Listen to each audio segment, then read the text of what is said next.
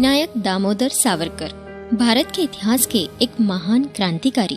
इनका जन्म महाराष्ट्र प्रांत में नासिक के निकट भगुर गांव में हुआ था। उनके छोटी उम्र में ही उनके माता पिता का देहांत हो गया। इसके बाद उनके बड़े भाई गणेश ने परिवार के पालन पोषण का कार्य संभाला।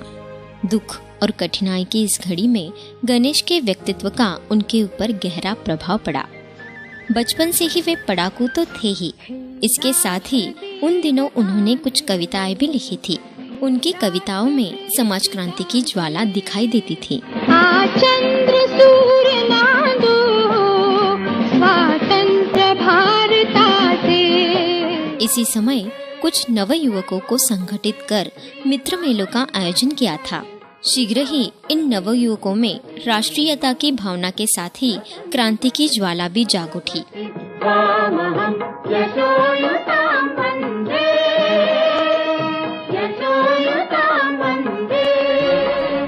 उन्होंने 1902 में मैट्रिक की पढ़ाई पूरी की। उसके उपरांत उन्होंने पुणे फर्ग्यूसन कॉलेज से बीए भी किया।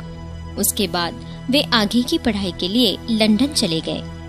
लंदन में रहते हुए उनकी मुलाकात लाला हरदयाल से हुई। 1 जुलाई 1909 को मदनलाल ढिंगारा द्वारा विलियम हट कर्जन वाइली को गोली मारकर हत्या कर दिए जाने के बाद उन्होंने लंदन टाइम्स में एक लेख लिखा था। उसके लिए उन्हें गिरफ्तार कर लिया, परंतु मोरिया नामक जहाज से उन्हें भारत ले जाते वक्त उन्होंने पलायन किया।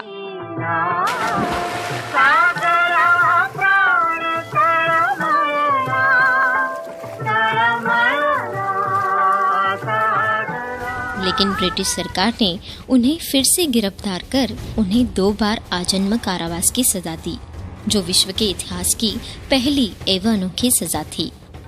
सावरकर के अनुसार, मातृभूमि तेरे चरणों में पहले ही मैं अपना मन अर्पित कर चुका हूँ। देश सेवा ही ईश्वर सेवा है, यह मानकर मैंने तेरी सेवा के माध्यम से भगवान की सेवा की है।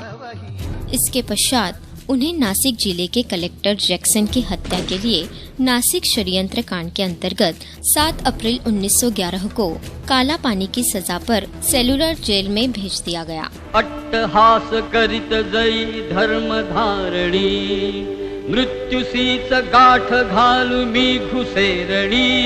उनके अनुसार वहाँ स्वतंत्र सेनानियों को कड़ा परिश्रम करना पड़ता था। इतने कष्ट के बीच में भी उन्होंने अपनी राष्ट्रभक्ति पर कविताएं लिखना कभी भी नहीं छोड़ा। उनका स्वतंत्रता संग्राम निरंतर चलता ही रहा। मृत्यु चाची भीति ने भिवबु मजसिए। काल स्वयं मुझसे डरा है, मैं काल से नहीं।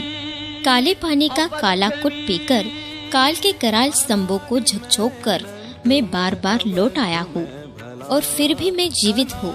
हारी मृत्यु है, मैं नहीं। अवध्य में भला मार सके कौन मुझे। सरल वास्तु की ओर से इस महान क्रांतिकारी को उनके जन्म दिवस के अवसर पर दिल से सलाम। अनादि में अनंत में अवध्य में भला।